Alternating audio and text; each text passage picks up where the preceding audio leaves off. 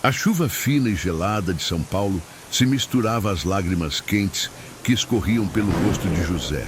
Ele tinha apenas 17 anos, estava sozinho. E o rugido do motor do ônibus que o abandonava na escuridão, dentro dele estava seu irmão e toda a sua esperança.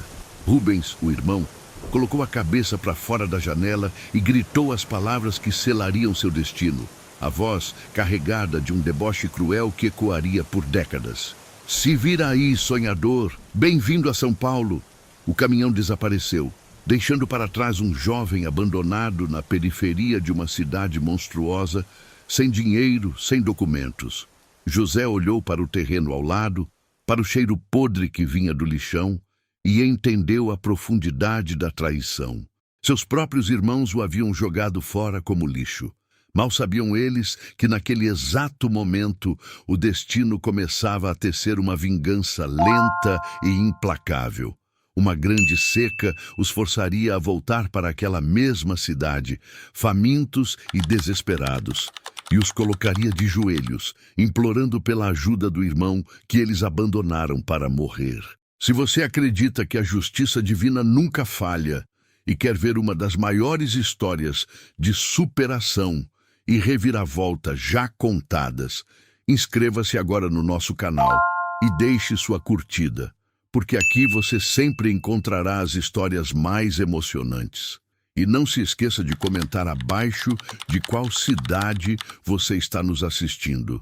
A história de José, no entanto, não começou naquela noite chuvosa em São Paulo, mas semanas antes, sob o sol castigador do sertão da Paraíba. Na fazenda da família Ferreira, a vida era dura, mas para José era cheia de música e sonhos. Ele era o 11º de 12 filhos de Abelardo, um patriarca de coração bom que via no filho mais novo uma luz diferente. Enquanto os irmãos mais velhos tinham as mãos calejadas pelo trabalho bruto, José tinha os dedos ágeis que dançavam sobre as teclas de uma sanfona velha, um presente de sua falecida mãe. Seu sonho era um só: ir para São Paulo, estudar música e voltar para ajudar sua gente. Abelardo, vendo a pureza no coração do filho, decidiu incentivar esse sonho. Em seu aniversário de 17 anos, deu-lhe uma sanfona nova, uma Todeschini de 8 baixos com o fole vermelho e brilhante. Para José, foi um tesouro. Para seus irmãos, liderados pelo invejoso Rubens, foi a afronta final. A sanfona colorida se tornou o símbolo do favoritismo que eles tanto ressentiam. A oportunidade para a traição veio disfarçada de bondade. Abelardo precisava enviar uma carga para São Paulo, e Rubens se ofereceu para levar José junto, com a falsa promessa de deixá-lo na casa de um tio para conhecer a cidade. O pai, ingênuo, acreditou na palavra do filho mais velho. José, radiante, despediu-se do pai com um abraço apertado, prometendo voltar logo. A viagem foi tensa e silenciosa. A frieza dos irmãos era um presságio que sua inocência não conseguiu decifrar. Chegaram a São Paulo na madrugada. A cidade, que em seus sonhos era um palco de luzes, o recebeu com uma escuridão opressiva. "O tio mora logo ali. Vai na frente que a gente já te encontra", disse Rubens, parando o caminhão em uma rua deserta ao lado de um lixão. "Deixe a sanfona aqui para não estragar na chuva." José obedeceu. Deu alguns passos na escuridão e, ao se virar, viu o caminhão manobrando bruscamente. Ele correu, gritou, mas seus chamados foram engolidos pelo barulho do motor que se afastava, levando consigo sua família, seu futuro e sua música. Abandonado, ele se sentou no meio-fio, o desespero o envolvendo como um manto gelado. Ele não tinha nada. Era um fantasma na cidade que um dia sonhou em conquistar. Enquanto isso, na estrada de volta, a crueldade dos irmãos atingiu seu ápice. Eles pararam o caminhão, pegaram a sanfona vermelha e a esmagaram com pedras, sujando-a de lama para simular um assalto violento. Dias depois, ao chegarem à fazenda, encontraram Abelardo esperando ansiosamente. "Onde está o José? Cadê meu menino?" Rubens, com o rosto transformado por uma dor ensaiada, apresentou os restos do instrumento. Painho, aconteceu uma tragédia. São Paulo é um lugar perigoso. O José, ele foi assaltado. Tentou proteger a sanfona que o senhor deu e não resistiu. O grito de Abelardo rasgou o silêncio do sertão. Ele caiu de joelhos, abraçando os pedaços da sanfona, o coração partido pela morte fabricada de seu filho mais amado. Os irmãos se olharam, cúmplices do crime perfeito, satisfeitos por terem se livrado do sonhador. Eles não imaginavam que, décadas mais tarde, uma seca implacável os levaria de volta a São Paulo, famintos, e os colocaria cara a cara com o irmão que, longe de estar morto, havia se tornado um homem poderoso, o único que poderia salvá-los ou destruí-los. Os primeiros dias em São Paulo foram um borrão de fome, frio e desespero. José, sem documentos e sem um tostão no bolso, era menos que um fantasma, era invisível.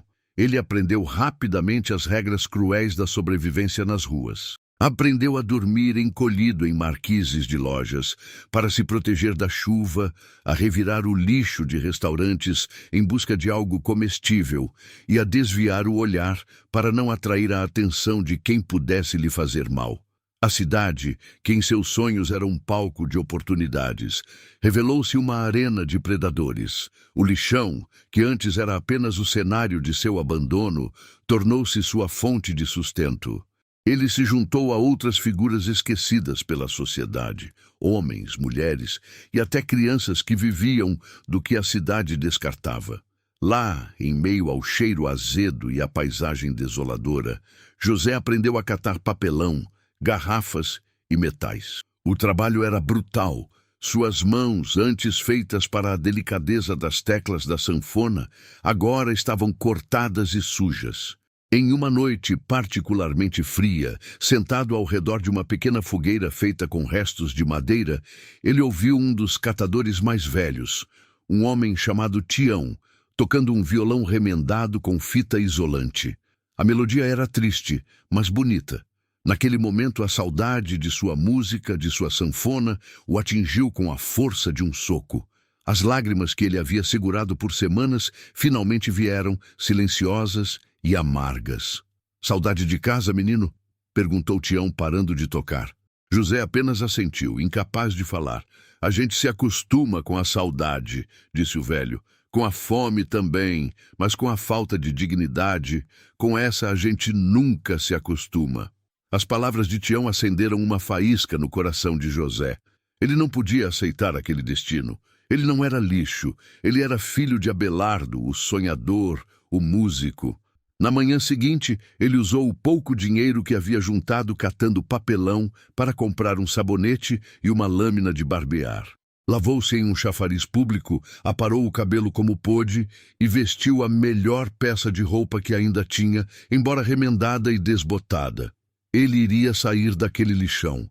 Com uma determinação renovada, ele caminhou por horas até encontrar uma área mais movimentada da cidade. Viu um posto de gasolina e, movido pelo desespero, entrou e pediu para falar com o gerente. "O que você quer?" perguntou o gerente, um homem gordo e de cara amarrada, olhando-o de cima a baixo com desprezo. "Uma chance, senhor. Um trabalho. Qualquer coisa. Eu lavo o chão, limpo os banheiros, o que o senhor precisar. Só preciso de um lugar para começar." O gerente ia mandá-lo embora, mas algo na firmeza do olhar daquele rapaz magro o fez hesitar. "Sabe lavar carros?" ele perguntou. "Aprendo rápido, senhor. Começa amanhã. Sem registro. Pagamento por dia. Se fizer corpo mole, tá na rua." Para José, aquelas palavras foram a mais bela música que ele já tinha ouvido. Ele havia conseguido. Tinha um trabalho. Naquela noite, ele não dormiu no lixão. Dormiu nos fundos do posto, em um quartinho de ferramentas, mas para ele era um palácio. José se agarrou àquela oportunidade com a força de um náufrago. Ele não apenas lavava os carros, ele os deixava brilhando. Era o primeiro a chegar, o último a sair. Sua honestidade era notável. Várias vezes, clientes esqueciam objetos de valor nos carros. carteiras, relógios. José sempre entregava tudo intacto ao gerente. Sua dedicação e caráter não passaram despercebidos por um cliente em particular.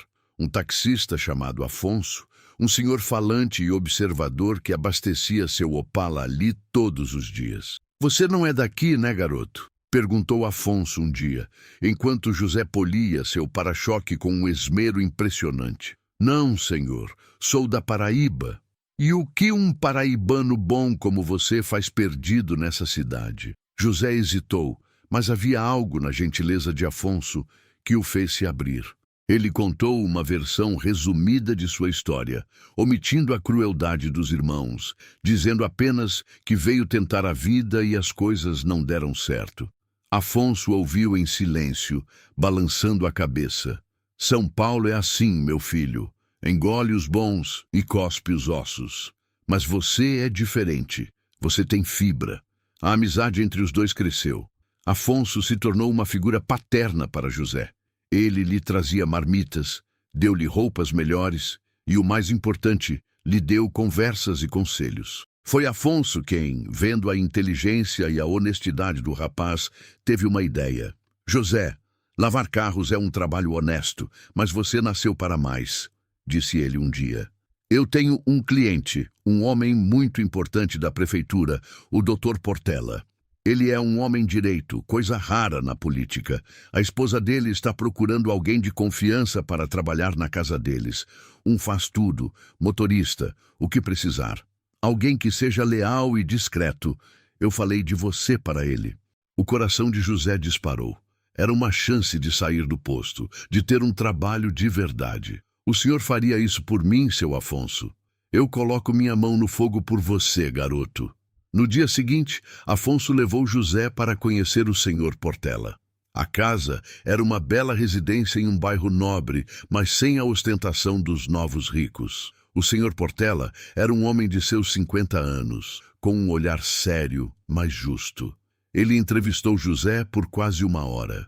Não perguntou sobre suas habilidades, mas sobre seus valores. "Por que eu deveria confiar em você, José?" ele perguntou ao final. "Porque eu não tenho mais nada no mundo, senhor. A única coisa que me resta é a minha palavra e a minha honra. E isso eu não vendo por preço nenhum." A resposta impressionou o político. José foi contratado. Sua vida mudou da noite para o dia. Ele agora tinha um quarto confortável nos fundos da casa, comida na mesa e um trabalho digno. Sua lealdade e competência rapidamente o tornaram indispensável. Ele não era apenas um motorista, era o braço direito do senhor Portela, a pessoa que resolvia problemas, que cuidava da agenda, que garantia que tudo na vida do patrão funcionasse perfeitamente. O senhor Portela passou a vê-lo não como um empregado, mas quase como um filho. Mas essa proximidade despertou a atenção de outra pessoa, a esposa do senhor Portela, a senhora Beatriz. Ela era uma mulher mais jovem, bonita, mas com um vazio no olhar, uma frustração que ela tentava preencher com luxos e atenção. Ela começou a observar José, a elogiá-lo, a criar situações para ficarem sozinhos. José, com sua criação rígida e sua lealdade inabalável ao patrão, sempre se esquivava com respeito e profissionalismo. Ele sentia o perigo naquela aproximação, mas não sabia como agir sem ser desrespeitoso. A situação atingiu o clímax em uma noite em que o senhor Portela estava em uma viagem de trabalho. Beatriz chamou José a seu quarto, com a desculpa de que precisava de ajuda para alcançar uma caixa no alto do armário. Ela o recebeu vestindo uma roupa provocante. "José, você é tão forte, tão diferente dos homens fracos desta cidade", ela disse tocando em seu braço. José recuou imediatamente. "Senhora Beatriz, com todo o respeito, eu sou apenas um empregado. Se precisar de ajuda com a caixa, eu pego, mas depois preciso me retirar." A rejeição clara e firme transformou a sedução de Beatriz em fúria.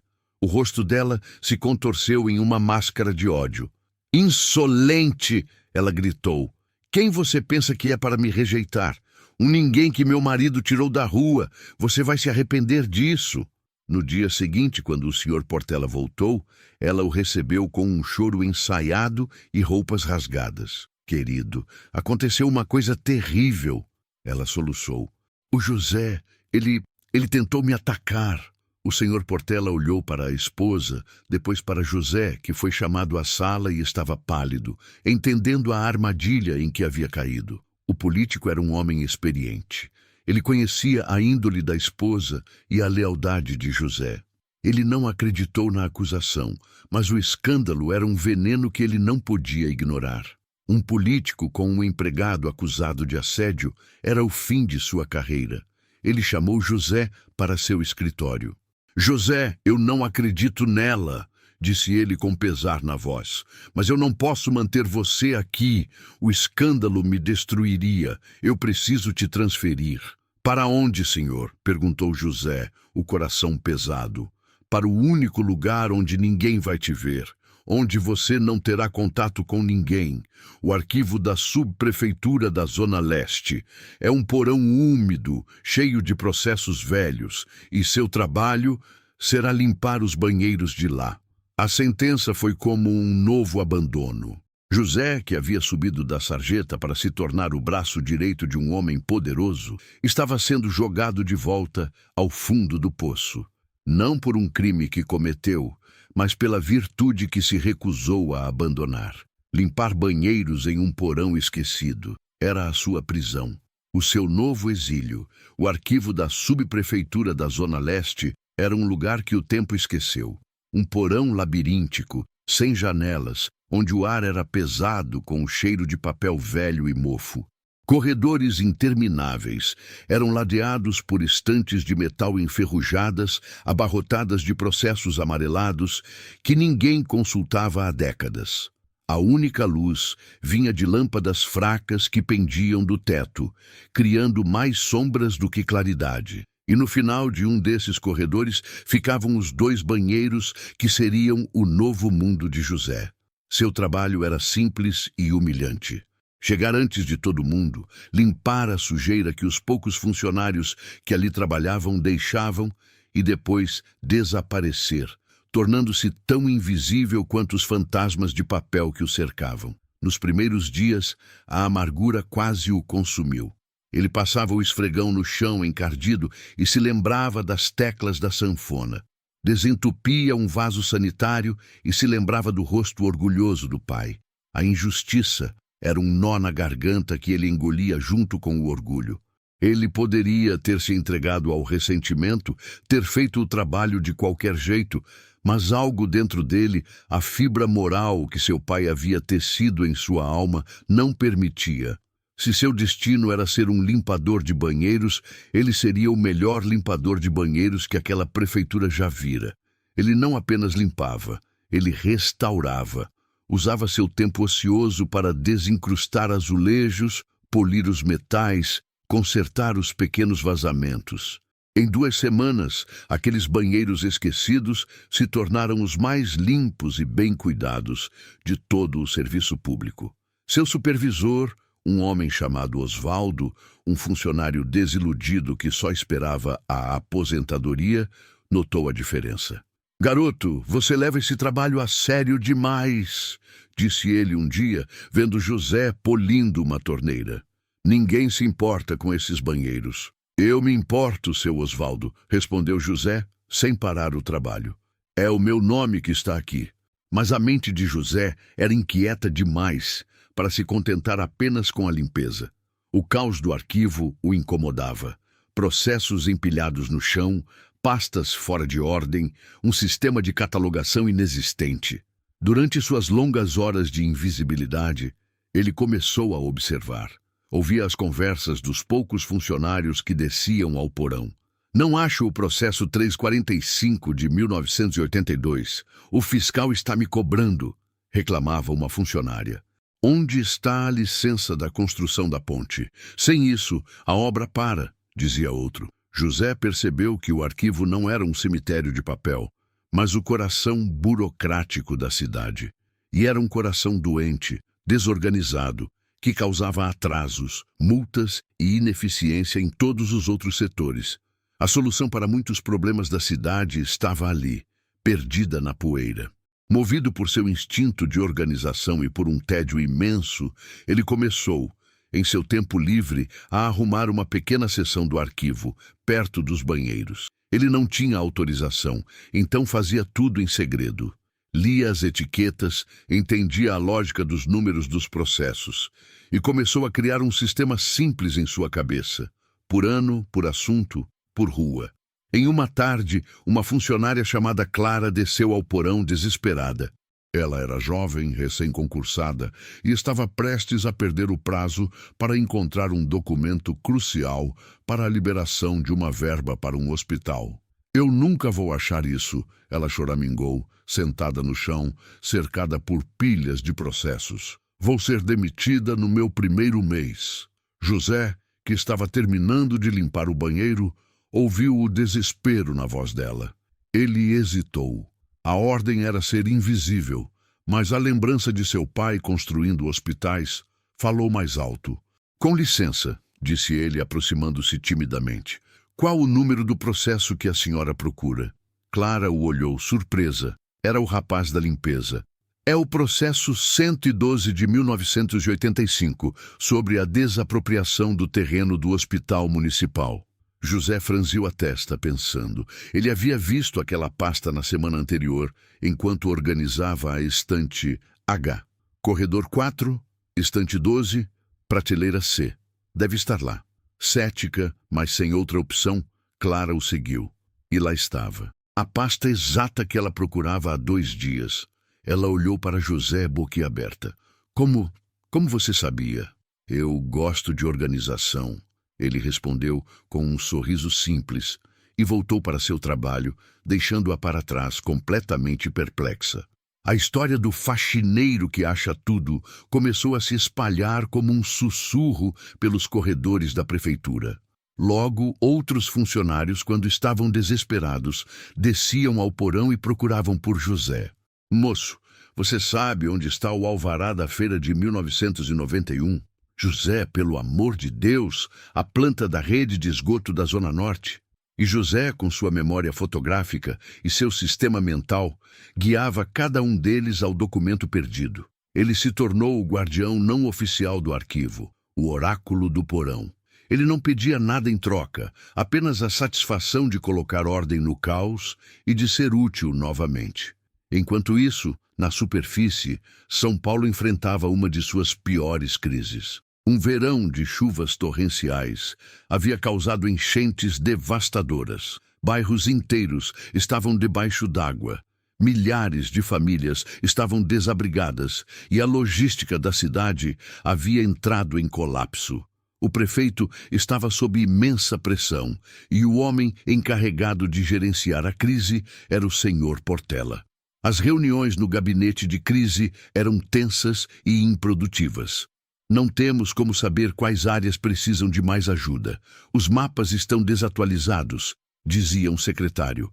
As doações estão chegando, mas não temos onde estocar. Os galpões estão todos em áreas de risco, reclamava outro. Precisamos de um plano, Portela, e precisamos para ontem, gritava o prefeito. O senhor Portela estava no limite. Nenhuma solução parecia funcionar. Em uma noite, exausto, ele se lembrou de José. Lembrou-se de sua inteligência, de sua capacidade de resolver problemas, de sua lealdade. Sentiu uma pontada de culpa por tê-lo exilado no arquivo. Como estará aquele rapaz? Pensou. No dia seguinte, a funcionária Clara, a mesma que José havia ajudado, estava em uma reunião com o senhor Portela. Ao ouvir a discussão sobre a falta de informações e a desorganização, ela tomou coragem. Senhor secretário, com licença, talvez eu saiba quem pode ajudar. Quem, Clara? O super-homem? Ele respondeu irônico. Não, senhor. O rapaz da limpeza do arquivo. A sala inteira riu. O senhor Portela, no entanto, ficou sério. O que tem ele, Clara? Ele conhece o arquivo melhor que ninguém. Ele encontra qualquer documento em segundos. Ele tem um sistema na cabeça. E ele ouve tudo. Ele sabe dos problemas da cidade antes mesmo de eles chegarem à sua mesa. O senhor Portela se levantou. Uma ideia louca, uma aposta improvável, começou a se formar em sua mente.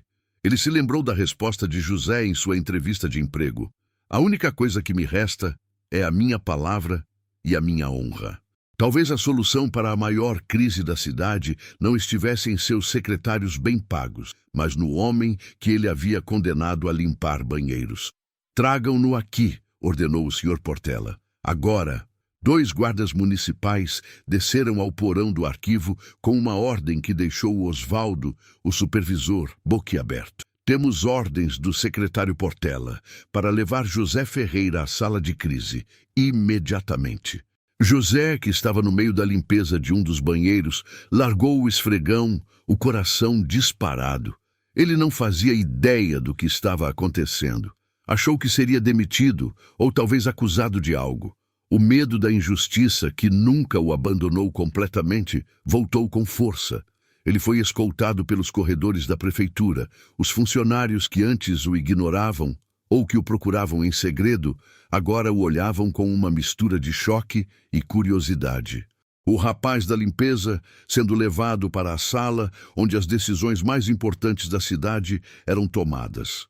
Ao entrar na sala de crise, o impacto foi imediato.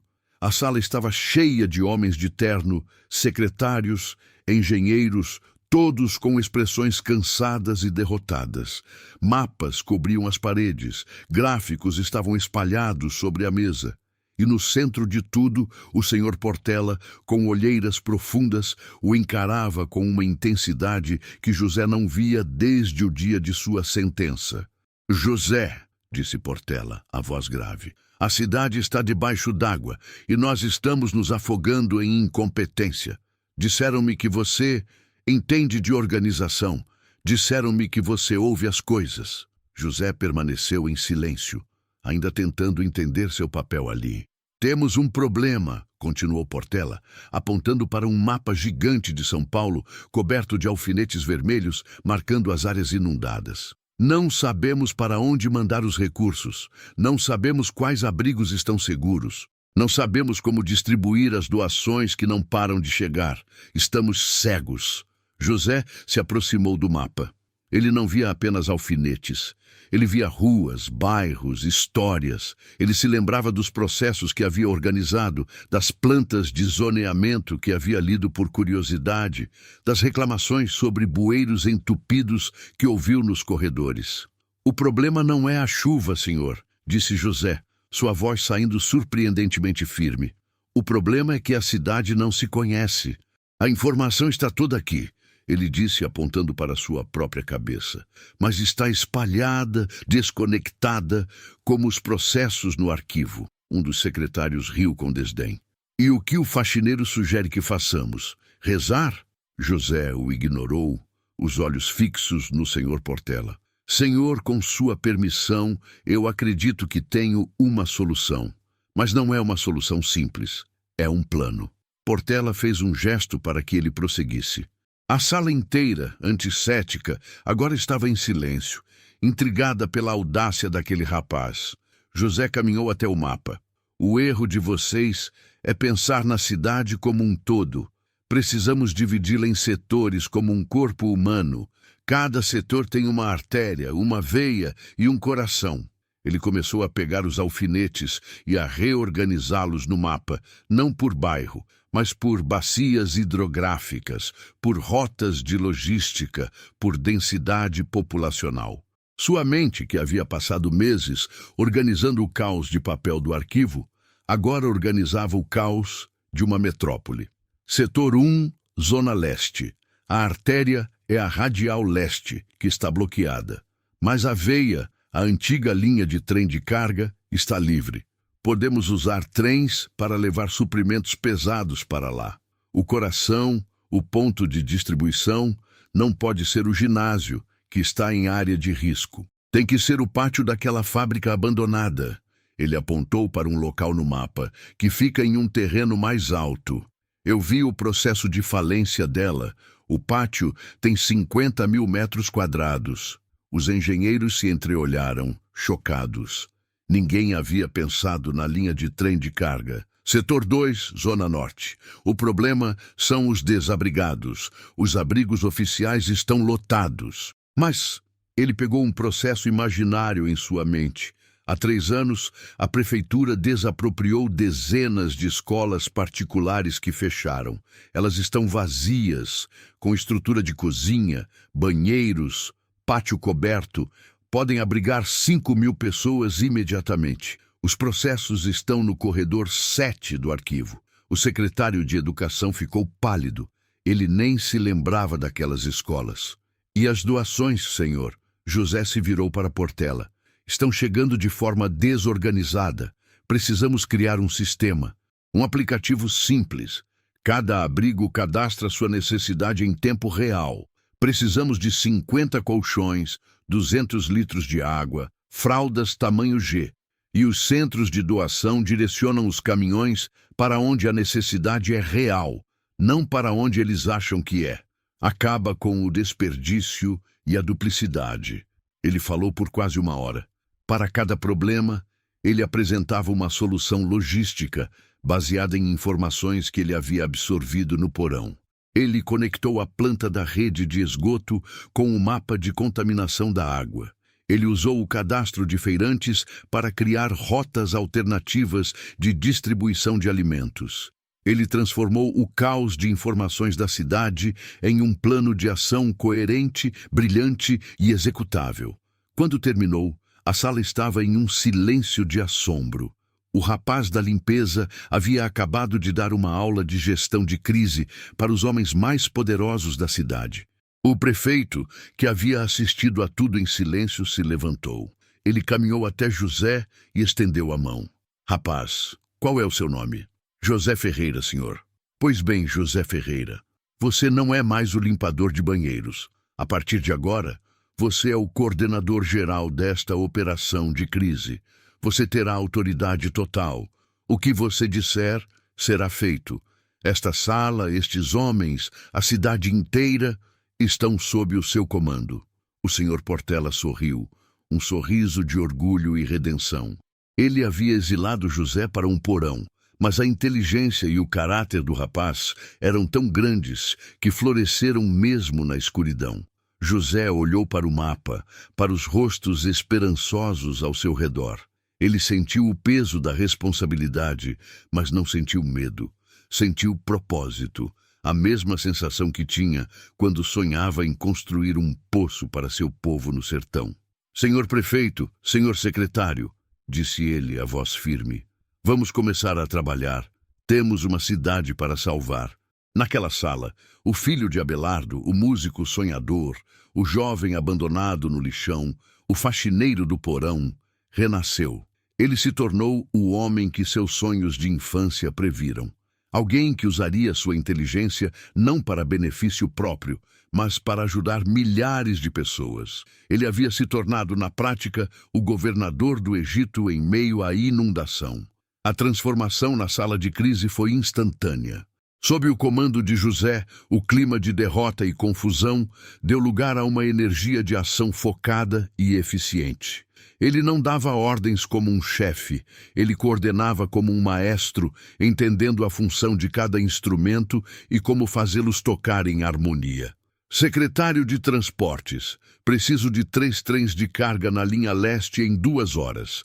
Engenheiro, sua equipe vai para a fábrica abandonada preparar o terreno para os caminhões. Clara, ele chamou a jovem funcionária que o havia descoberto. Você será minha chefe de gabinete. Sua função é garantir que minhas ordens sejam cumpridas, sem desculpas. Clara, que dias antes o via como o rapaz da limpeza, agora o olhava com uma admiração quase reverente.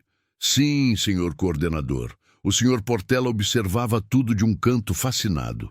José não era apenas inteligente, ele era um líder nato. Tinha a rara habilidade de inspirar as pessoas, de fazê-las acreditar que o impossível era apenas um problema de logística. Nos dias que se seguiram, São Paulo testemunhou um milagre de gestão. Os trens de carga, há anos parados, voltaram a rodar, levando toneladas de suprimentos para as áreas mais isoladas. As escolas abandonadas foram transformadas em abrigos limpos e organizados, com equipes de voluntários e médicos. O aplicativo de doações, desenvolvido às pressas por uma equipe de tecnologia da prefeitura, sob a orientação de José, tornou-se a espinha dorsal da operação, conectando a generosidade da população com a necessidade real das vítimas. José quase não dormia. Ele vivia na sala de crise, sua mente um mapa vivo da cidade. Ele sabia onde cada caminhão estava, qual abrigo precisava de mais cobertores, qual rua precisava de uma bomba de drenagem. Ele antecipava problemas antes que acontecessem, sua experiência no arquivo lhe dando um conhecimento enciclopédico da infraestrutura frágil da cidade. Sua fama começou a crescer. Primeiro, como um boato interno na prefeitura, o gênio do porão. Depois, a imprensa começou a notar a eficiência incomum da operação. Quem era o misterioso coordenador que havia transformado o caos em ordem? O prefeito, um político astuto, viu em José não apenas um gestor de crise, mas um trunfo político. Ele começou a levar José para as coletivas de imprensa. No início, José ficava nos fundos, desconfortável com os holofotes.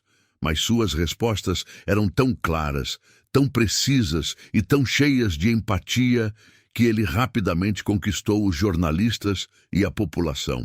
Senhor coordenador, como o senhor conseguiu organizar a distribuição de alimentos de forma tão rápida? Perguntou uma repórter. Nós não organizamos nada, senhora, respondeu José com sua humildade característica.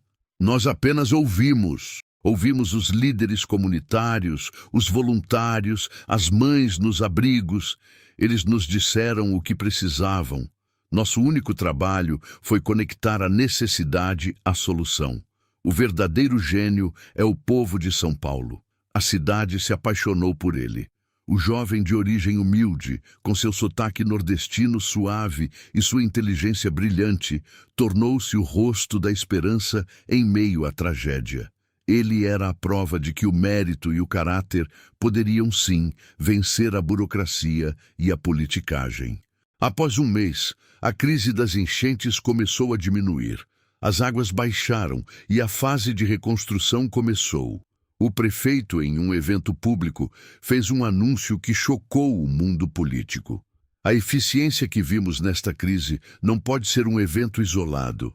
Ela precisa se tornar a norma em nossa cidade, disse ele. Por isso, hoje eu nomeio José Ferreira como o novo secretário de Abastecimento e Projetos Estratégicos de São Paulo. A nomeação de um ex-limpador de banheiros para um dos cargos mais poderosos da prefeitura foi um escândalo para a elite política, mas uma celebração para a população. José, aos 28 anos, havia completado uma jornada impensável. O menino abandonado no lixão agora era uma das pessoas mais influentes da maior cidade do país. Ele se mudou para um apartamento funcional, mas confortável. O senhor Portela se tornou seu mentor e amigo mais próximo. Clara, sua fiel chefe de gabinete, garantia que sua agenda e seus projetos funcionassem com a precisão de um relógio. Ele se casou com uma mulher que conheceu durante os trabalhos voluntários, uma médica chamada Isabel, que se apaixonou não pelo secretário poderoso, mas pelo homem de coração bom que ela via por trás do cargo. Em poucos anos, eles tiveram 2 filhos. A vida de José era plena. A dor do passado havia sido enterrada sob camadas de trabalho, propósito e um novo amor. Ele raramente pensava nos irmãos. A ferida estava lá, mas cicatrizada. Ele havia construído uma nova família, uma nova vida. O sertão da Paraíba era uma memória distante, quase de outra encarnação. Mas o destino, com sua ironia implacável, ainda não havia terminado de tecer sua história. Enquanto São Paulo se reconstruía, o sertão nordestino começava a morrer. Uma seca, a pior em 50 anos, castigava a terra. O que antes era difícil tornou-se impossível. O gado morria, As plantações secavam, os poços viravam pó. A fome, um fantasma que sempre rondou a região, agora se instalava como uma rainha cruel. Na fazenda dos Ferreira, a situação era desesperadora. Abelardo, agora um homem mais velho e curvado pelo luto de seu filho morto, via tudo o que construiu se transformar em poeira. A terra fértil havia se tornado um deserto. Seus filhos, antes arrogantes e fortes, agora estavam magros e com o desespero estampado no rosto. "Painho, não temos mais o que comer", disse Rubens, o mesmo filho que anos antes havia abandonado o irmão em uma cidade farta. "A gente precisa ir embora, tentar a vida em São Paulo. Dizem que lá tem um programa novo da prefeitura que ajuda os retirantes." Abelardo olhou para a terra rachada. Ir para São Paulo, a cidade que havia engolido seu filho amado, a ideia era uma tortura. Mas a fome de seus netos falava mais alto que sua dor. "Vão vocês", disse o velho. "Vão e tragam comida para suas famílias. Eu fico aqui. Meu lugar é ao lado do túmulo simbólico do seu irmão."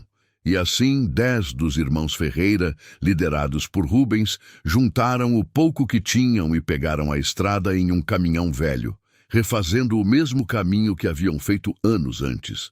Mas desta vez, eles não iam para abandonar, iam para implorar. Eles chegaram a São Paulo e procuraram os postos de cadastramento do programa de auxílio. Foram direcionados a um enorme galpão, onde centenas de famílias eram atendidas. Na entrada, uma placa enorme dizia: Secretaria de Abastecimento e Projetos Estratégicos, Programa Recomeço. Secretário responsável, José Ferreira. Os irmãos não fizeram a conexão. José era um nome comum, Ferreira mais ainda. Eles entraram na fila cansados, sujos e famintos, esperando receber uma cesta básica e talvez uma ajuda para encontrar trabalho. Após horas de espera, foram chamados a uma sala para uma entrevista com um dos administradores do programa. O homem que os entrevistou era um jovem de terno que os olhava com uma expressão indecifrável. "De onde os senhores vêm?" ele perguntou. "Da Paraíba, senhor. A seca acabou com tudo", respondeu Rubens. "E o que vocês procuram aqui?" "Comida, trabalho, qualquer coisa para salvar nossas famílias." O administrador fez um sinal para um assistente. "Levem estes homens para o alojamento principal e deem a eles a melhor comida que tivermos. E digam ao secretário que a família dele chegou." Rubens e os irmãos se entreolharam, confusos. Família dele? Eles foram levados a uma área reservada, receberam roupas limpas e um banquete que não viam há anos. Enquanto comiam desesperadamente, Rubens perguntou a um dos funcionários: "Com licença, quem é esse secretário José Ferreira? Ele também é da Paraíba?" O funcionário sorriu. "É sim. Um homem incrível. Dizem que ele veio para cá muito jovem, passou por muitas dificuldades, mas venceu na vida.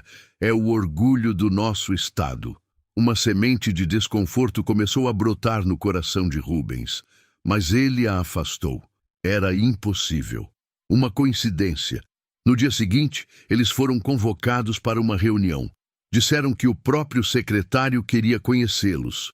Eles entraram em um escritório amplo e luxuoso. Um homem estava de costas, olhando pela janela à vista da cidade. Quando ele se virou, o tempo parou.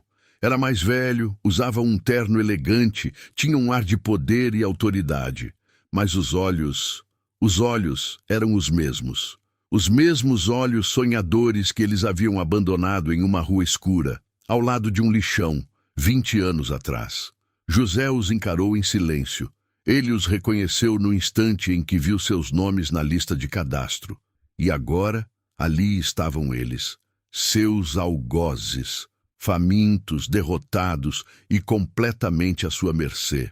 O choque no rosto dos irmãos foi visível, mas não era de reconhecimento, era de intimidação.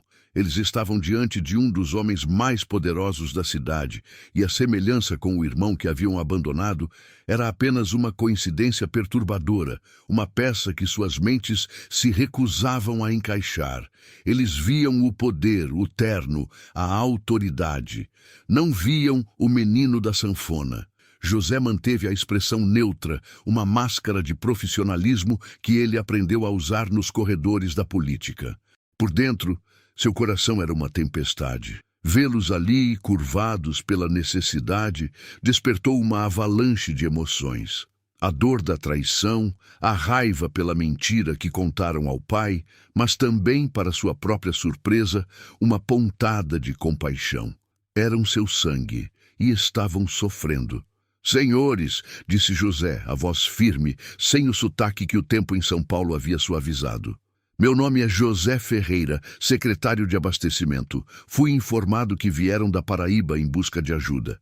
Sim, senhor secretário, respondeu Rubens, assumindo a liderança, o tom servil.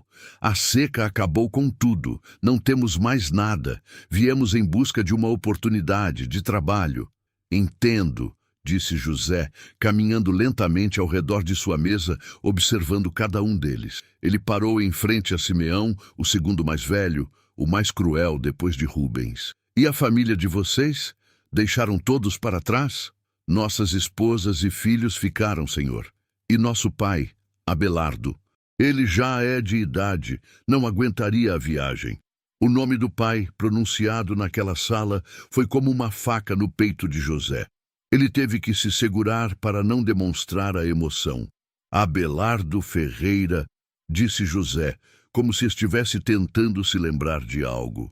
Conheci um homem com esse nome há muitos anos, um homem bom, justo. Ele ainda vive.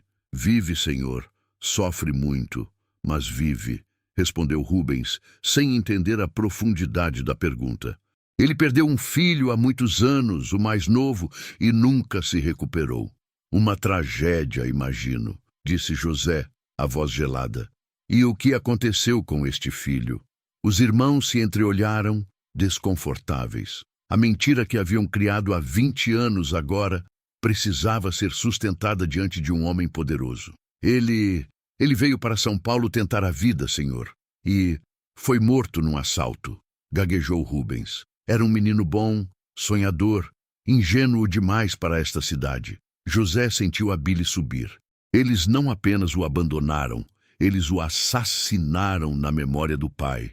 Naquele momento, a compaixão deu lugar a uma determinação fria. Ele os testaria até o fundo de suas almas para ver se havia sobrado algum pingo de decência. Terrível, disse José. Pois bem, eu os ajudarei. Vocês parecem homens fortes, bons para o trabalho. Temos uma grande demanda nos armazéns centrais de alimentos. O trabalho é pesado, mas o pagamento é justo. Vocês aceitam? Aceitamos, senhor, com certeza, disse Rubens, aliviado. Faremos o que for preciso. Ótimo, mas tenho uma condição, disse José, sentando-se em sua cadeira, assumindo a postura de poder. Eu não tolero mentiras e não tolero ladrões. Se eu descobrir que qualquer um de vocês não é quem diz ser ou que esconde algo de mim, a ajuda acaba. E não apenas para vocês, mas para toda a sua família. Fui claro? Cristalino, senhor secretário, garantiram todos em uníssono, sem perceber a armadilha que acabara de ser montada. Nos dias seguintes, os irmãos Ferreira foram enviados para o trabalho mais duro que já haviam feito. Carregavam e descarregavam sacos de grãos de sol a sol. O corpo desacostumado doía. As mãos, antes calejadas pela terra, agora ganhavam novos calos do trabalho pesado e repetitivo. Mas eles não reclamavam. Estavam sendo bem pagos, tinham comida e um teto. E, acima de tudo, tinham medo daquele secretário poderoso de olhar penetrante. José os observava de longe, através de seus assistentes. Recebia relatórios diários sobre o comportamento deles. E, em segredo, ele chorava. Chorava de raiva pela mentira. Chorava de dor pela saudade do pai. Chorava de alegria por saber que o velho ainda estava vivo. Em uma noite, em seu apartamento luxuoso, sua esposa Isabel o encontrou na varanda, olhando para a cidade, as lágrimas escorrendo silenciosamente. "O que foi, meu amor?" ela perguntou, abraçando-o por trás. "São eles, não são?" José havia contado a ela toda a sua história. Isabel era seu porto seguro, a única que conhecia a profundidade de suas cicatrizes.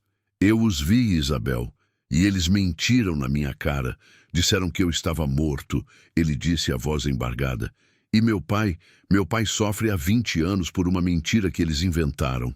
E o que você vai fazer? Ela perguntou com a sabedoria de quem o amava. Eu não sei. Uma parte de mim quer destruí-los, quer fazê-los sentir a mesma dor que eu senti. Mas a outra parte só quer abraçar meu pai de novo. Faça o que seu coração mandar, José, mas lembre-se do homem que você se tornou. Você não é como eles. Você constrói, você não destrói. As palavras de Isabel o acalmaram. Ele tinha um plano para trazer o pai e o irmão mais novo, Benjamim, o único que não participou da traição, para São Paulo. E um plano para testar seus irmãos até o limite. Na semana seguinte, ele os convocou novamente a seu escritório. Senhores, estou satisfeito com o trabalho de vocês, ele disse, para o alívio dos irmãos. Como recompensa, vou lhes dar o dobro de grãos para levarem para suas famílias na Paraíba, mas com uma condição. Qualquer coisa, senhor secretário, disse Rubens. Eu quero que vocês tragam seu irmão mais novo na próxima viagem. Ouvi dizer que ele é um rapaz de valor. Quero oferecê-lo um cargo de confiança aqui. Os irmãos gelaram. Trazer Benjamim. O pai nunca permitiria. Benjamim era agora a luz dos olhos de Abelardo, o único filho que restava em casa. Senhor, nosso pai, ele não vai deixar. Depois que perdeu um filho, ele se apegou demais ao mais novo, explicou Rubens. Isso é uma ordem, disse José, a voz dura. Se vocês não o trouxerem, a ajuda acaba. E eu vou pessoalmente garantir que o nome Ferreira entre para a lista negra de todos os programas de auxílio do país. Vocês e suas famílias passarão fome. A escolha é de vocês. A ameaça era brutal, mas eficaz. Os irmãos partiram para a Paraíba com os caminhões cheios de comida, mas com o coração pesado. Eles sabiam que teriam que enfrentar a fúria do pai. A viagem de volta foi tensa. Ao chegarem, foram recebidos como heróis. A comida que trouxeram salvou a pequena comunidade da fome iminente, mas a alegria durou pouco. Painho, precisamos conversar, disse Rubens após o jantar. Eles contaram sobre o secretário poderoso, sobre a oferta de trabalho para Benjamim e sobre a ameaça. Abelardo se levantou, o corpo tremendo de raiva. Nunca! Ele gritou. Vocês já me tiraram um filho. Não vão me tirar outro. Benjamim não vai a lugar nenhum. Mas, painho, se não o levarmos, todos nós vamos morrer de fome, argumentou Simeão. Então morremos, mas não entrego meu filho para aquela cidade maldita que engoliu o irmão dele. A discussão se arrastou por dias. A comida começou a acabar novamente.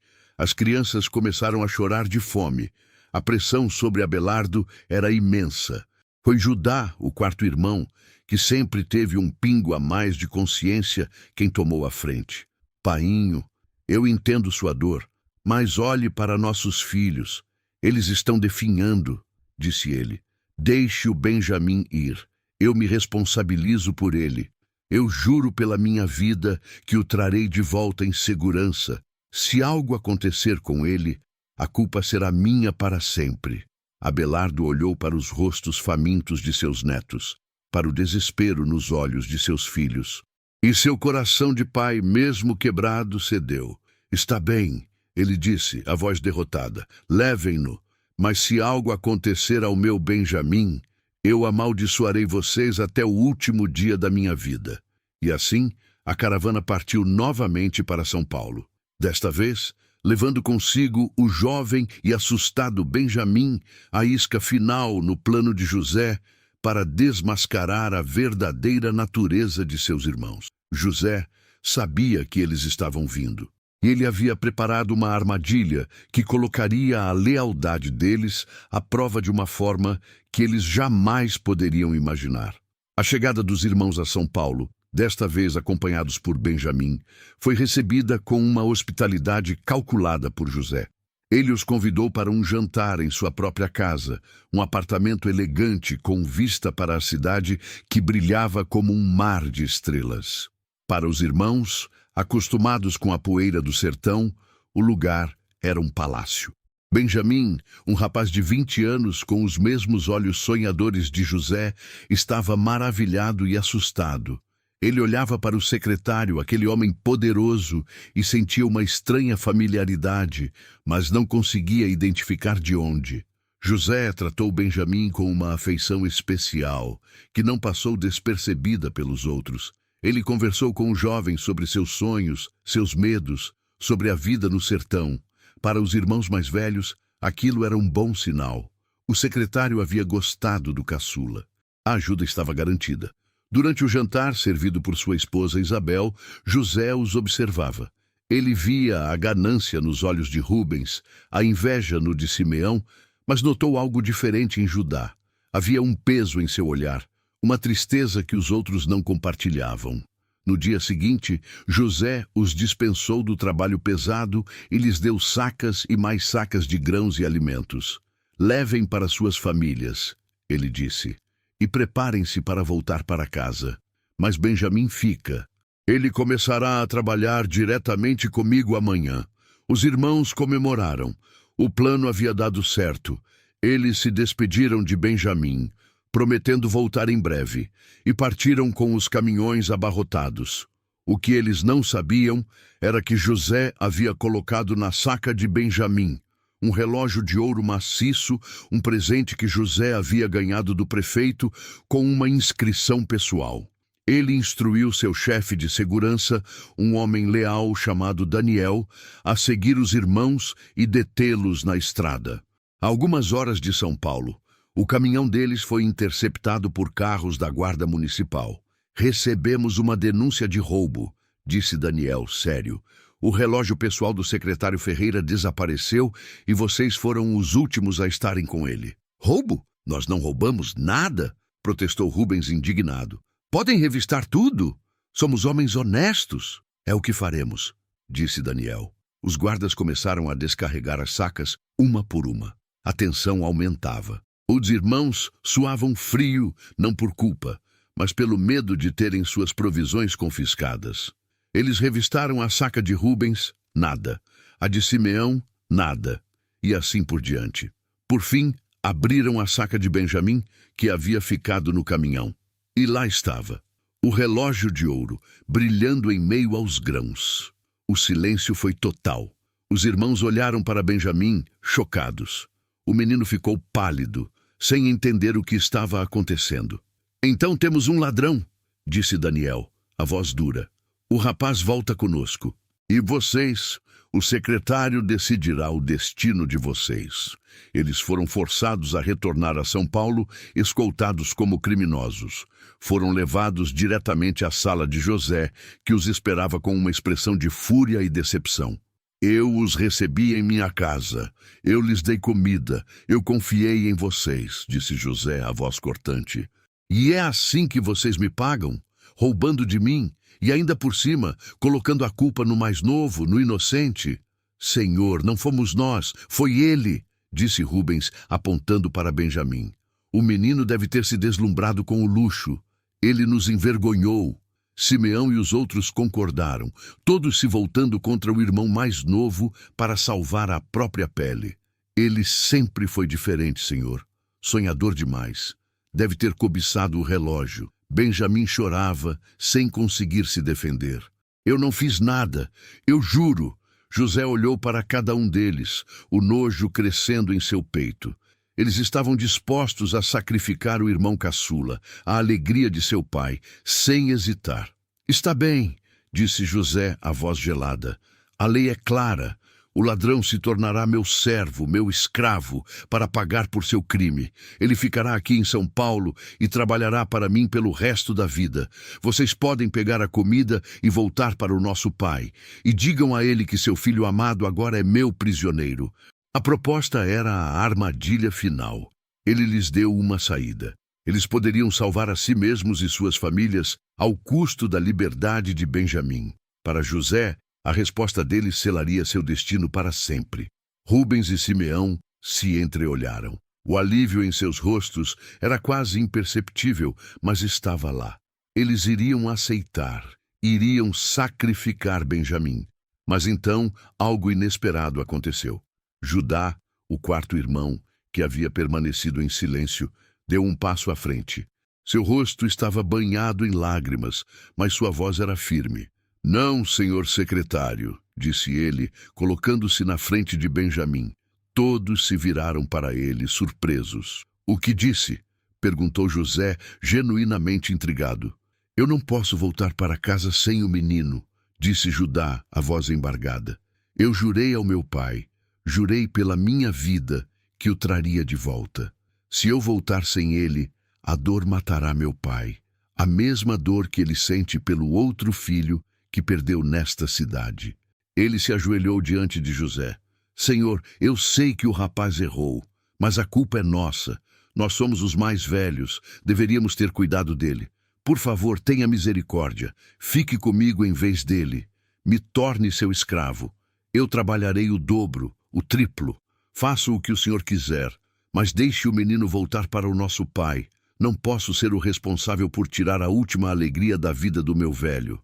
O ato de sacrifício de Judá foi tão puro, tão inesperado, que o silêncio na sala era absoluto. Rubens e os outros olhavam para o irmão, chocados. Eles nunca o viram agir com tanta nobreza. José sentiu um nó se formar em sua garganta. Ele olhou para Judá, ajoelhado, disposto a sacrificar sua própria vida pela honra e pelo amor ao pai. E ele viu, pela primeira vez em 20 anos, um vislumbre de redenção. Ele viu que, mesmo no coração de sua família traidora, a semente da bondade que seu pai havia plantado não havia morrido completamente. Aquele era o sinal que ele esperava, a prova de que a mudança era possível. Ele não conseguiu mais segurar. As lágrimas, represadas por 2 décadas de dor, solidão e raiva, finalmente vieram. Ele se virou de costas para eles, o corpo sacudindo em soluços que ele não conseguia controlar. "Saiam", ele disse para os guardas e para seus assistentes. "Deixem-me a sós com estes homens." Confusos, todos se retiraram. José se virou novamente para os irmãos, o rosto molhado, a máscara de secretário poderoso finalmente quebrada. "Não chorem mais", ele disse, a voz embargada, o sotaque de sua infância voltando com força. "Parem de se culpar." Ele olhou para eles, um por um. "Vocês não estão me reconhecendo?" Ele se aproximou de Rubens, de Simeão, de Judá. "Eu sou José", ele disse, "seu irmão, o irmão que vocês abandonaram para morrer. E eu estou vivo." A revelação de José caiu na sala como um trovão. Os irmãos ficaram paralisados, suas mentes se recusando a processar o impossível. O homem diante deles, o secretário poderoso, o temido gestor da cidade, não podia ser o irmão que eles haviam deixado para trás em uma sarjeta. Rubens foi o primeiro a balbuciar. "Não, não pode ser. O José, ele morreu." "Eu não morri, Rubens", disse José, a voz agora calma, mas carregada com o peso de 20 anos de sofrimento. "Mas uma parte de mim morreu naquela noite. A parte que acreditava na bondade de vocês." Ele se aproximou de Benjamim, que o olhava com os olhos arregalados, uma mistura de medo e fascínio. "E você, meu irmão, você tem os olhos do nosso pai." A menção ao pai, a forma íntima como ele falou, foi a prova final. A ficha caiu. Um por um, os irmãos desabaram. Simeão caiu de joelhos, o rosto escondido nas mãos, soluçando incontrolavelmente. Levi, outro dos irmãos, encostou-se na parede, as pernas bambas, o rosto pálido como cera. Judá, que ainda estava de joelhos, ergueu o rosto banhado em lágrimas. "José, meu irmão, é você mesmo?" "Vivo, vivo", confirmou José. "Deus, em sua infinita misericórdia, cuidou de mim. Ele transformou a maldade de vocês em um plano maior." Rubens, o líder, o arquiteto da traição, estava em estado de choque. Ele olhava para José, para o terno caro, para a sala luxuosa e via o menino da sanfona. A culpa, que ele havia enterrado por 2 décadas, emergiu com uma força vulcânica. Ele não conseguia falar, apenas tremia. "Não tenham medo", disse José, vendo o pavor nos olhos deles. Eles não temiam apenas o irmão reencontrado, temiam o secretário que tinha o poder de destruí-los. Eu não vou fazer mal a vocês. O passado ficou para trás. Ele se aproximou de Judá e o ajudou a se levantar. Você, meu irmão, você me mostrou hoje que a mudança é possível. Você estava disposto a se sacrificar pelo nosso pai e pelo nosso irmão. Você salvou a todos nós. Judá não conseguia encará-lo. Como você pode nos perdoar, José? Depois do que fizemos, nós te vendemos, nós te abandonamos. Nós mentimos para o nosso pai por 20 anos. Não foram vocês que fizeram isso, disse José, com uma sabedoria que transcendia sua idade. Foi Deus. Ele me trouxe para São Paulo para que um dia eu pudesse salvar nossa família da fome. O mal que vocês planejaram contra mim, Deus o transformou em bem. Ele se virou para todos eles. Agora levantem-se, parem de chorar. Vão, lavem o rosto. Vocês não são mais meus prisioneiros, são meus irmãos. E hoje vamos celebrar. Eles mal podiam acreditar. Esperavam punição, vingança e estavam recebendo graça. A generosidade de José era ainda mais esmagadora do que sua fúria. Naquela noite, José ofereceu um novo banquete, mas desta vez ele se sentou com eles. Ele riu, contou histórias de sua vida em São Paulo, ouviu sobre a vida no sertão. Ele perguntou sobre cada sobrinho, cada cunhada e, acima de tudo, perguntou sobre o pai. Como ele está? De verdade? Perguntou José, o coração apertado. Ele envelheceu muito, José, disse Judá com a voz triste. Depois que você partiu, ele nunca mais foi o mesmo. Ele fala de você todos os dias. Ele visita o lugar onde enterramos os restos da sua sanfona e conversa com você como se estivesse ali. José sentiu as lágrimas voltarem. A dor de seu pai era a sua própria dor. Ele precisa saber que estou vivo, disse José, mas não por carta, não por telefone. Eu preciso que ele venha para cá.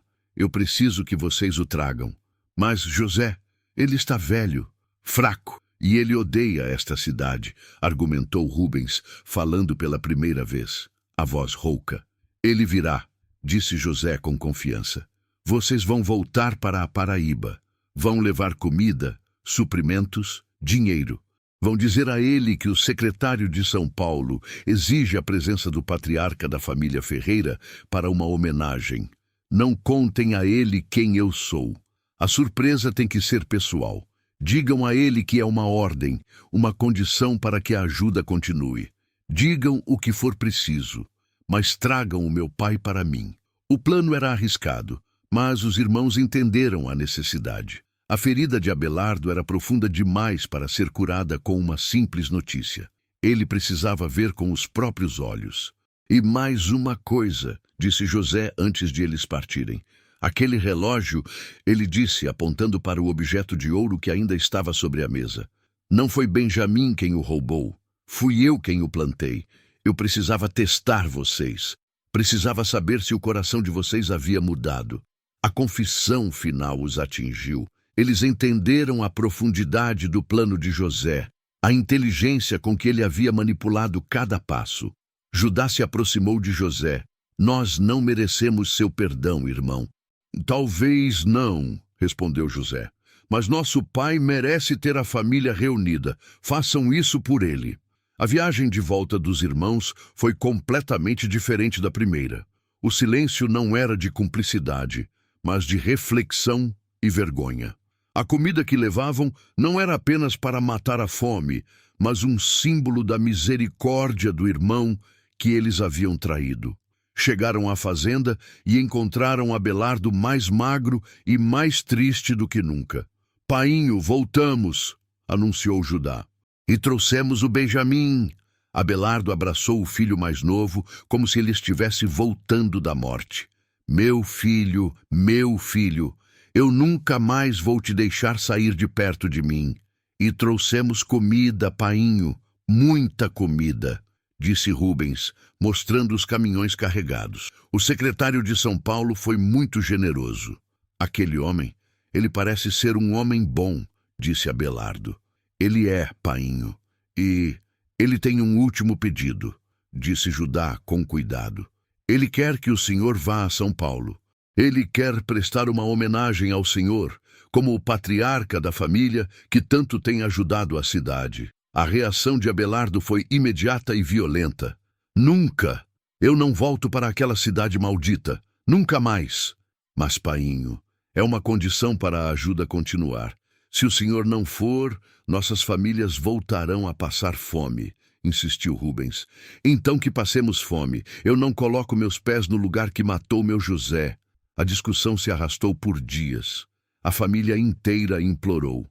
Seus netos choraram, mas Abelardo estava irredutível. Sua dor era uma muralha intransponível. Foi Benjamim, o jovem e sábio Benjamim, quem encontrou as palavras certas. Em uma noite, ele se sentou ao lado do pai, que olhava para as estrelas, conversando com o filho morto. Painho, eu entendo sua dor, disse o rapaz, mas o irmão José, ele era um sonhador. Ele amava São Paulo. Ele queria vencer lá para nos ajudar aqui.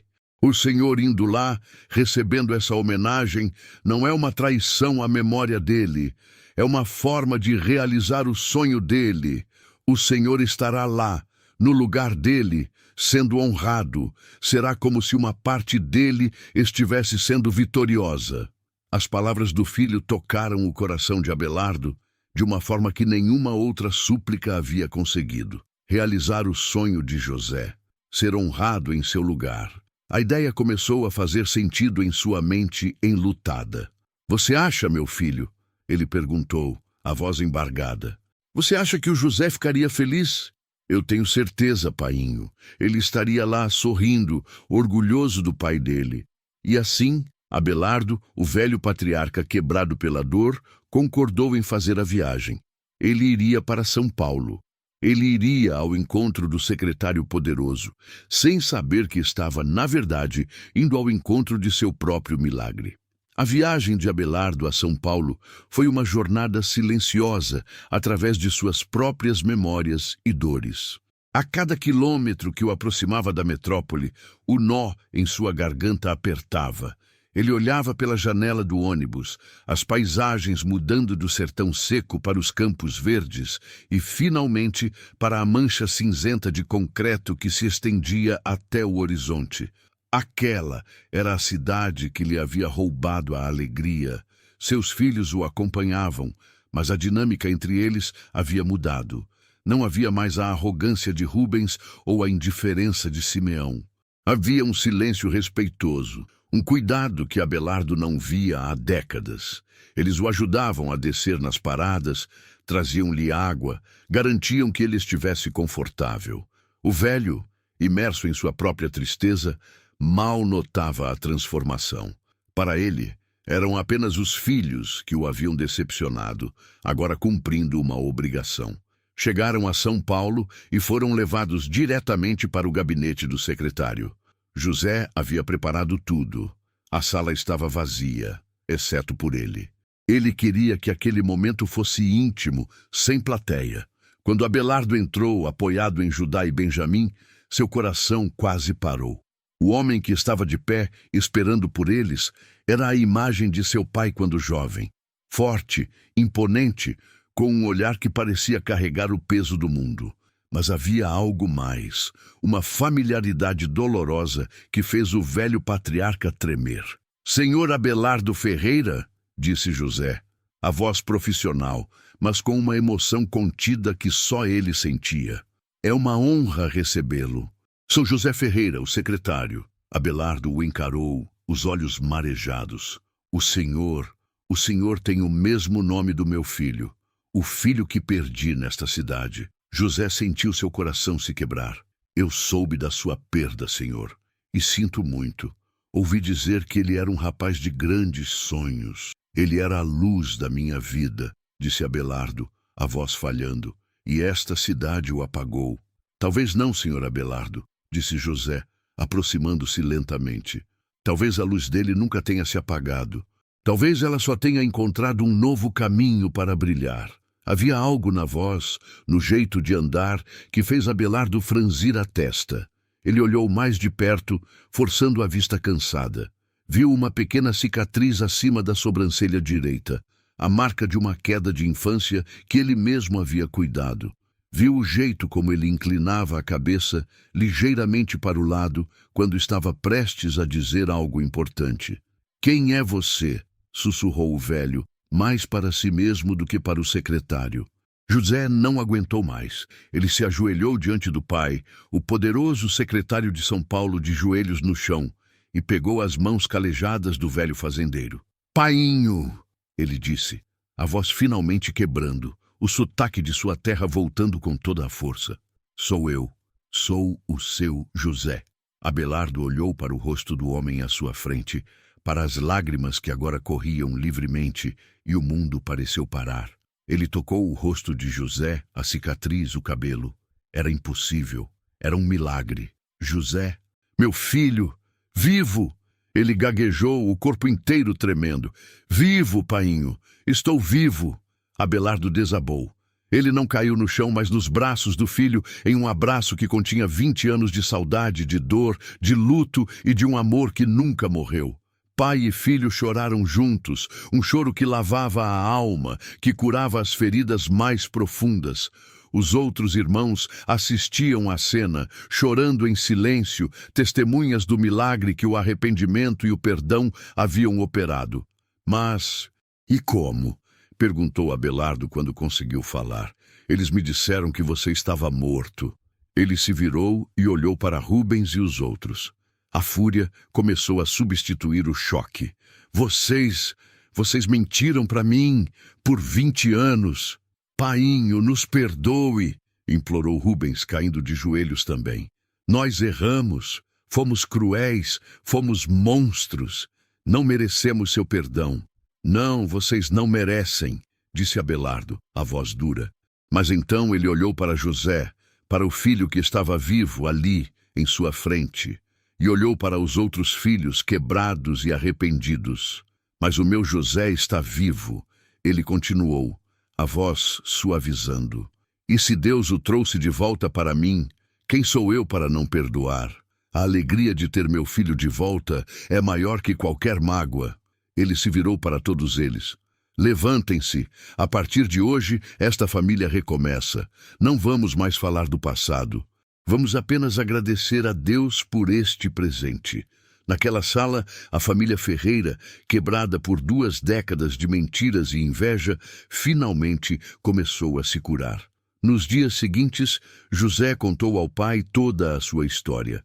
A noite do abandono, a vida no lixão, o trabalho no posto, a traição da esposa do patrão, o exílio no arquivo, a crise das enchentes e sua ascensão. Abelardo ouvia tudo, ora chorando de tristeza, ora sorrindo de orgulho.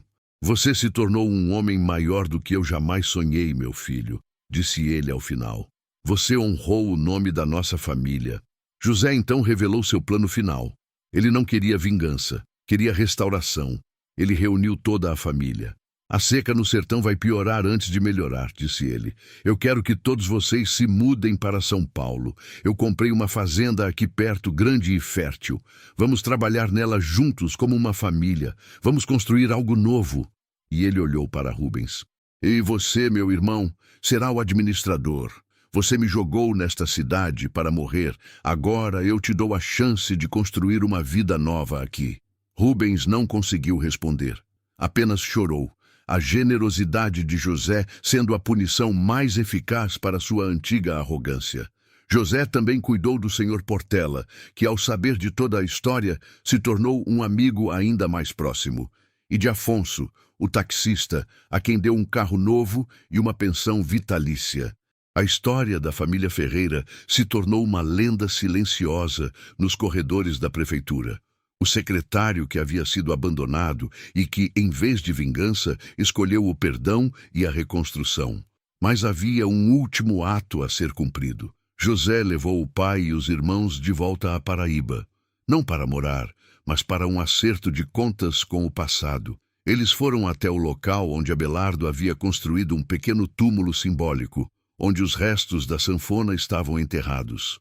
"Isso acaba hoje", disse José. Ele desenterrou os pedaços do instrumento e, diante de toda a família, fez uma fogueira. Eles assistiram em silêncio enquanto as chamas consumiam o último símbolo da mentira e da dor. "O José que vocês mataram renasceu", disse ele, "e ele perdoa vocês." Ele então tirou de uma caixa uma sanfona nova, idêntica àquela que havia ganhado anos atrás. "E agora, painho, eu quero tocar para o Senhor a música que eu nunca pude tocar." E ali, no meio do sertão, sob o céu azul da Paraíba, o som da sanfona de José ecoou, não mais como um sonho de um menino, mas como o hino de uma família que havia atravessado o inferno e encontrado do outro lado a redenção. A fogueira que consumiu a sanfona quebrada não queimou apenas um objeto, purificou 2 décadas de dor. O som da nova sanfona, tocada pelas mãos do filho que estava vivo, foi o verdadeiro bálsamo para a alma de Abelardo. A música preencheu o vazio que o luto havia cavado em seu peito. A mudança para a fazenda em São Paulo foi um recomeço para todos. Era uma terra fértil, com um rio que a cortava, um contraste abençoado com a poeira do sertão.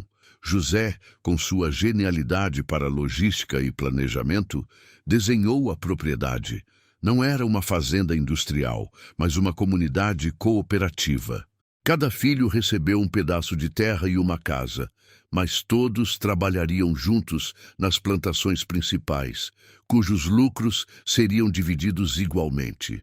Rubens, o irmão que o abandonara, foi nomeado administrador, como José havia prometido. A responsabilidade pesou em seus ombros, mas de uma forma redentora. Ele se tornou um líder justo e trabalhador, motivado não mais pela ganância, mas por uma dívida de gratidão que ele sabia que passaria a vida inteira pagando. Ele não liderava com arrogância, mas com a humildade de quem conheceu o fundo do poço de sua própria alma. Judá, o irmão que se ofereceu como sacrifício, tornou-se o braço direito de José na fazenda, seu conselheiro, o guardião moral da família. Sua nobreza de caráter era o pilar que sustentava a nova harmonia. Benjamim, o caçula, foi para a faculdade de agronomia, patrocinado por José. Ele trazia para a fazenda as técnicas mais modernas de cultivo, unindo a sabedoria da terra de seu pai com a ciência da academia. Abelardo, o velho patriarca, rejuvenesceu. A dor em suas costas diminuiu. O brilho voltou aos seus olhos. Ele não precisava mais trabalhar, mas fazia questão de acordar cedo todos os dias para caminhar pelos campos, para ensinar aos netos os segredos da terra, para sentar na varanda e ouvir José tocar sua sanfona enquanto o sol se punha. Sua maior alegria era ver a família reunida, não pela obrigação, mas pela escolha. José continuou seu trabalho como secretário em São Paulo, mas seus fins de semana eram sagrados. Eram passados na fazenda, com os pés na terra, cercado por sua esposa, seus filhos, seu pai e seus irmãos. Ele nunca os lembrou do passado. O perdão que ele ofereceu foi completo. Ele entendeu que a vingança teria apenas perpetuado o ciclo de dor. A graça, por outro lado, havia criado algo novo e mais forte. Em uma tarde de domingo, um ano após o reencontro, toda a família estava reunida para um grande almoço de celebração da primeira colheita farta. A mesa era longa, cheia de comida, risadas e do choro de crianças. Abelardo, sentado na cabeceira, levantou-se para um brinde. Ele não ergueu uma taça de vinho, mas um simples copo d'água.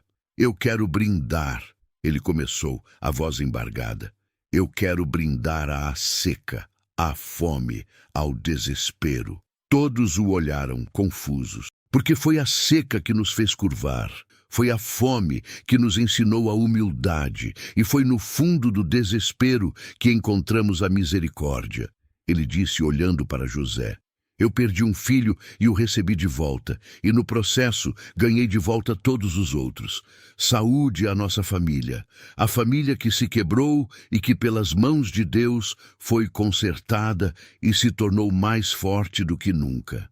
Todos brindaram emocionados, Mais tarde, José estava sentado sozinho na beira do rio, apenas observando a água correr. Abelardo se aproximou e sentou-se ao seu lado. "Você está feliz, meu filho?" perguntou o velho. "Estou em paz, painho. É diferente de felicidade. É melhor." "Eu nunca te agradeci direito", disse Abelardo, "por ter perdoado eles. Eu não sei se teria tido a mesma força.